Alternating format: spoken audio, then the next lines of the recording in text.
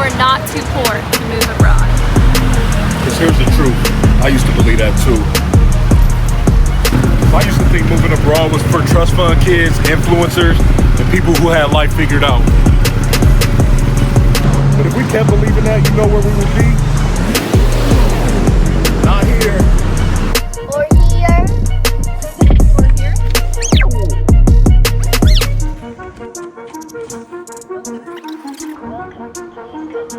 So the real question is, are you too poor, or is your mindset? I told you it's gonna take 6 months. So let's get right into it. We'll be giving you the steps that we took in order for us to move abroad. Yeah, let's get in. This is the video y'all been waiting for. So make sure you stick around to the end. Don't leave. Grab your notebook. Whatever you take notes on, pay attention, man. Because we're going to give y'all the real play. Anybody can do this. And we're going to tell you how. Let's get it. The first step is change your mindset. This is all going to be hard. This is going to be different. It's going to be weird, but it's worth it. As you guys seen in the intro, I used to believe this was impossible too. My mindset shift happened. I was actually taking courses at the community college in Cleveland. It was an ethics class, and one of my classmates, shout out Osama, he's from Morocco. He made a statement. He said before he moved to America from Morocco, he had never met so many miserable people. When he explained it, he didn't mean that negatively. He was just saying it seemed like people were working jobs that they didn't necessarily like, to barely be able to afford rent at a place they don't really like. Everything was revolved around money.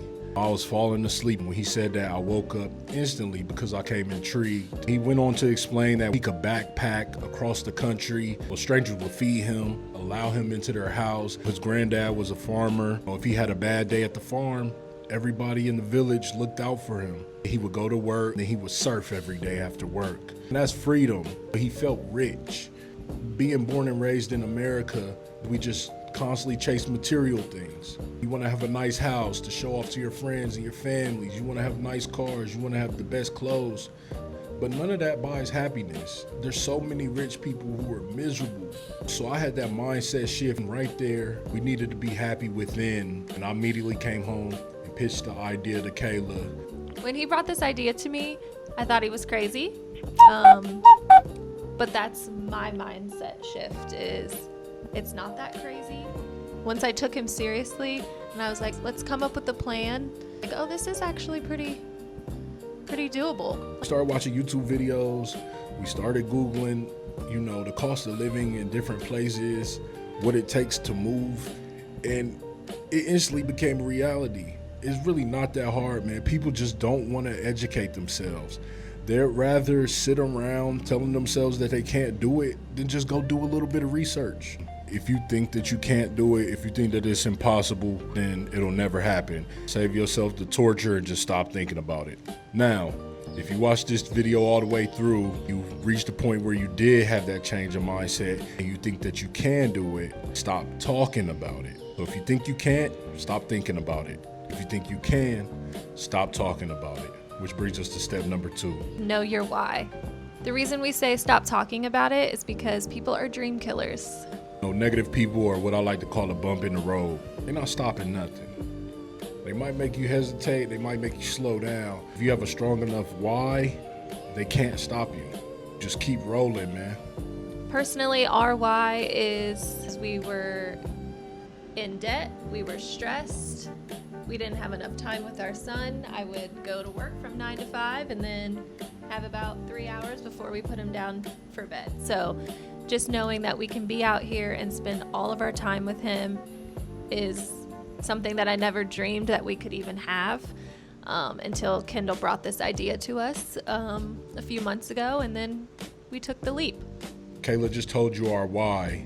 I would never give up because our why is strong enough to keep us going. Look, we want you to win, and we want you to inspire others to do this as well. We want to inspire you guys to just chase the life that you've always imagined. Just don't settle. Don't tell yourself you can't do it. All right, just you get what I'm saying, man. Step 3. Finances. Babe, do you have a bank account I don't know about? No, why? I just wanted to make sure we weren't rich. We're definitely not rich. I'm sorry, buddy. We're not rich. Why? We're talking about finances as step number 3. It is not the most important piece, because if you don't have the first two, it doesn't matter if you have a lot of money, a little bit of money, no money, none of it matters. If you don't have the mindset that you're ready to change your life and you're ready to create certain habits and you're willing to give up certain things, it won't work. If you don't have a strong enough reason why you want to do this, it won't work. You have to master the first two before you get to number 3. Now that we're at number 3, Start budgeting now. yes, don't wait for this part. This is the most important. Whether you're moving abroad, whether you staying and you just want to get your stuff together, know exactly where every dollar is going. So in the simplest form, you take your monthly income, you subtract all your monthly expenses, and that number that is left over, that's your starting point. So that leftover number is going to go towards your debt and your emergency fund. Tackling debt, as you know, living in America is a little tricky right now. Everything is very, very expensive. And for the people who say, after I get paid and I pay my bills, I have no money left over, so I can't start paying off debt, I can't build an emergency fund, y'all stick around because I have a special message for you coming up. We've been there. Definitely have been there. So when it comes to tackling debt, we're gonna keep this very simple. I'm sure you've heard of the snowball and the avalanche method. I'm not gonna get into those right now because this is not a financial video. This is just a big picture on how to get here. But go look up the snowball method. Go look up the avalanche method of paying off debt. Pick which one is best for your situation and stick with it. Simple as that. You have to start tackling away at that debt. That lowers your monthly costs. So once you get here, you have a smaller monthly obligation. And for the emergency fund, we recommend 3 to 6 months of living expenses. If you've already got a remote job, cool, still stick to that 3 to 6 months. Babe, what if they want to just get here? What if they're ready to go and they don't have remote work lined up? So we recommend having 10 to 15K set aside before you board that plane. If you have a kid, 5 to 10 on top of that. And that's your runway. So this gives you time to make mistakes, have some hiccups in the road, and then start living free instead of surviving check to check. All right. Now back to my people who said they won't have enough left over to pay off debt and start an emergency fund. This is for y'all. And I would say I'll totally get it. We have been there, bro. Trust me. So this next step will come immediately before paying off debt and building an emergency fund. And that step is cut all unnecessary expenses. Look, you got to figure out how to free up some cash. If all your monthly bills are absolutely necessary, okay, then you just got to pay those. And you got to figure out a way to generate some extra income. Just a little quick personal story. Look, we sent out our wedding invites with about 6 months to go to our wedding, and we had to come up with about $7,000. So we bought a mobile home, we flipped it, sold it, and generated some cash, and we're able to pay for our wedding. It was stressful, but there are so many side hustles and ways to just build a little extra cash, As we'll have videos talking about more side hustles in the future, but just in the meantime, do not give up on yourself. It may be hard, and it may be very time consuming, but we have a saying in the Navy, and that's don't give up the ship. When things got rough for me and Kayla and we had no money left over at the end of the month, we didn't give up on each other. We just kept going. Speaking of never giving up the ship in the Navy, all personnel on the Navy ship were called the crew. We decided to officially start our community. We are so appreciative of everyone who watches our videos, like, comment, share, subscribe. You guys literally feel like a community. We're small right now, and we hope to inspire more people. But, talking to you guys literally makes us feel like we're not here alone. So as of now, our community will be called The K-Way Crew. So yeah, let me know what you guys think about that name in the comments. Gotta figure out the difference between a need and a want. Need, you get them. Take care of your needs. Any wants, none of your wants can be bigger than the want to be here, than the want to move abroad, than the want to change your life. The more monthly expenses you can cut, the more that you can put towards your debt and and your emergency fund, and the closer you will be towards your goal. Just always remember, it's a marathon, not a sprint. Celebrate the small wins. Just know that they are not losses. So if you can cut 1 month, 3 months, 6 months off your departure date, it's a win. It's not a loss. If you go back and look at our first video, we'll tell you, we had the house, we had the cars, we had everything that we were told we were supposed to have to live the American dream. Kayla was making about $5K a month. I was making anywhere from $3 to $5K. You know, in the first video, I'll tell you I had a few different jobs.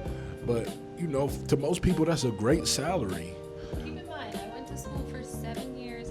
I worked very, very hard.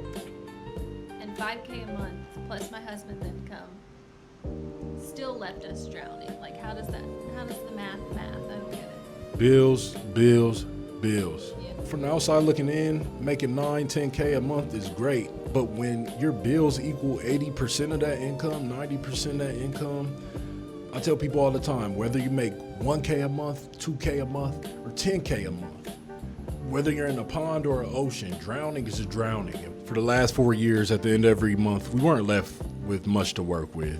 At the end of every month, when we had just a little bit of money left, we made it work, we stuck together, we never turned our back on each other. So for 4 years, it was a struggle. But luckily we were in a position that, you know, at the end of the 4 years when we decided to make this move, we had some equity in our house. When we got that money, we didn't just say, let's go, let's move. We had to still budget. We had to put money away so that we don't go broke out here, have to go home embarrassed, whatever the case may be. It still goes back to discipline, right? We had to learn the discipline. We had to learn the habits to make that money last. Step 4 is research. When you are looking at different countries, it's a little nerve-wracking. Like Kendall said, a lot of our research was done on YouTube. The biggest 2 things for us was affordability and safety. And that's why we chose Southeast Asia. Very affordable living and a high quality of life. Traveling with a toddler, there's no room for mess ups with that. But when you think about in America right now, I was concerned for our safety at the grocery store. I was concerned, you know, walking into a gas station, taking my kid to school. So a lot of the statistics here didn't show that those things were happening as much. You want to look at their cost of living, and that will determine what your 3 to 6 months living expenses will be. And then that would also show you what you want your monthly income goal to be as well. If you want to live pretty frugally, yes. Or if you kind of want to just ball out. Once you research destinations, you want to research, you know, what vaccinations you'll need, if there are amenities close, grocery stores. You want to research travel insurance, what you should pack. And you definitely want to research the laws, because the last thing you want to do is go somewhere and get locked up and can't get out. Visas was a big thing. In Southeast Asia, I would say on average you can stay from like 1 month to 3 months in different countries. In Thailand, we can stay about 60 days in comparison to Vietnam and Malaysia, where you can stay 90 days. So when we were mapping out our year of travel, 8 months of travel, whatever it may turn out to be, we kind of calculated, you know, how many countries we will be able to visit based on their visa requirements. And look up if you can do visa runs or not. You want to know that too. Step 5 is stay consistent and disciplined.